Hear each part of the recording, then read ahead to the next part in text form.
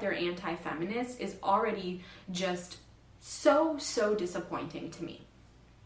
Now, they have almost 33,000 members, and they have a forum containing conversations on more than 50,000 topics. The site also lists 25 video channels, and they have around 730,000 followers, and their videos have been viewed around 130 million times. Now, I even felt like I should not be giving these guys views when I was doing some research for this video, but it just had to be done so I could kind of understand how this begun, what their beliefs are, and so I could give you guys my take on it. So the fact that these men want to now say we're just going against all women. Yeah, I let quite a few points there go unanswered, just because I think most MGTOW will know what they're looking at there.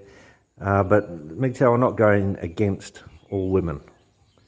Okay, this is like, you need to understand that MGTOW are not anti-feminist and they're not anti-women, right? Just because we don't want women in our lives does not make us anti-women, right? There's a, like, MGTOW are all around you.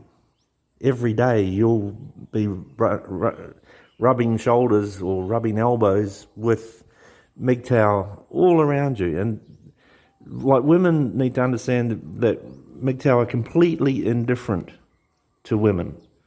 So we're not going to be any threat to you. We're not going to interfere with you in your life. You know, you are free to pursue whatever you want. As far as MGTOW are concerned, we want nothing to do with you. We don't want to control you. We don't want to talk to you. We don't want to interact with you other than the superficial hello, goodbye. You know, just be polite.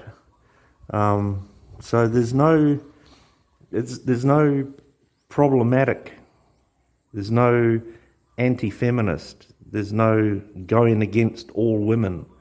You know, basically MGTOW are turning their backs on you and walking off into a better future.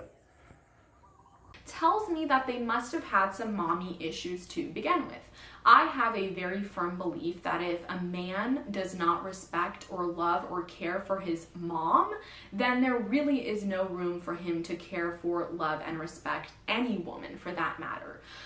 For a normal gentleman, their mom is like the queen of their hearts. And so the fact that these men can't even appreciate their mothers or can't even go as far as to be appreciative for the life that their mother gave them the opportunity for just already shows me that these men are probably coming from toxic relationships or had some sort of horrible experience with women, and now they are just pointing fingers and saying all women are the same. Yeah, okay, you need to be very careful what you're saying here, because let me give you a little insight into what I know about MGTOW. Okay, so MGTOW is this lifestyle decision where men say, I've had enough of Western women in particular. Some men are saying all women, but it's mainly Western style democracies, Western economies. And the men is spontaneously coming to this understanding in every country in the world, right? So, like, in my channel, it's a very small channel, but I've been contacted by people in Central America, in Europe. I'm from Australia. There's plenty of MGTOW in America. So, Canada. You're saying that the mothers of all of these men, and there must be millions of us out there, the mothers are somehow dysfunctional or bad mothers. So that's not a man's problem, that's not a male problem, that's a female problem. So you need to be careful of what sort of accusations you're going to be levelling when you're saying that men are just hurt and running away, because men, like I know MGTOW who have never been in a relationship, okay, and I can speak as one who's never been hurt by a relationship. So this isn't about relationships. This is about looking at what's on offer, what Western women have to offer, and saying, we don't want it. We don't want any of that. Now, how many times have I seen women do this, where women have, one or two men in their life who cheat on them or do something, evil, and from then on they say all men are the same, all men are players, and I am the first person to stop them in their tracks and say, no, they are not. And just like I stand up for women, I also stand up for men, and I am the first to, disagree with a woman who says all men are this way. No, I believe that in both genders we have good, we have bad. So to say that all women are a certain way is already just very, very disappointing. I would like to touch on some of their beliefs and some of their points, because they do have some valid points, but it still doesn't explain why they're completely dissociating from women in general. Now, their first point is that men tend to be incarcerated at a much higher level than women. So they're basically saying, why are jails and prisons full of men and not women? Well, my response is because men tend to be the ones partaking in destructive, in reckless behavior, right? How many times have you heard of female gang members? Not very often.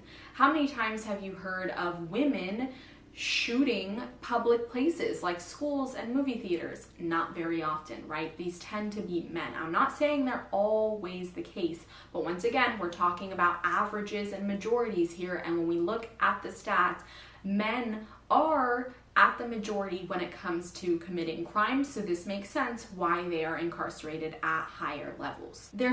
Okay, so you want to look at some stats. All right, so have a look at incarceration rates by crime classification. So you'll find men are incarcerated more often than women who commit the same crime.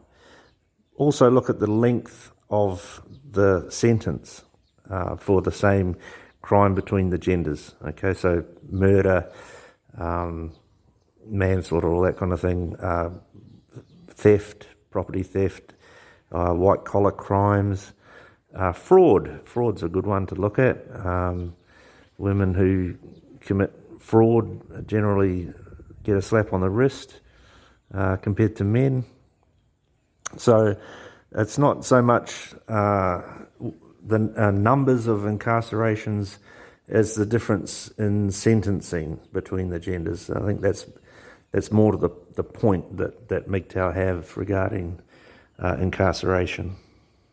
I'll also add that it's not so much MGTOW as men's rights activists, which I guess some of them are MGTOW, but MGTOW are not men's rights activists. Second point is that women tend to win more custody battles, and they believe that courts favor women. Now, let's be real, courts try to be as just and fair as possible, and a lot of the times women, mothers, are winning custody battles because they show more nurturing behavior, because they show more capabilities for taking care of and raising children. So while fathers tend to help maybe when it comes to monetary things or simple things, women tend to take on the major responsibilities when it comes to raising children, and that is why they win most custody battles. It's because they want to take care of their children. So once again, this explains why women tend to win custody battles. It has nothing to do with courts being sexist or favoring women. It really has to do with which parent has the time, the energy, the attention, and the resources to do so. Now, yeah, so you're either being disingenuous here, or you haven't done any research on this matter. You've got some sort of preconceived notion about what life's like, or I fail to see how you can seriously sit there and say what you've just said, because when the courts take children away from their men, their fathers, that often results in suicide. So you're touching a pretty raw fucking nerve when you're sitting there saying what you've just said. So, it's pretty disgraceful. I'm disappointed in you on that one. Another point that they bring up is the high levels of divorce. Now, their thinking is, why would we even marry women when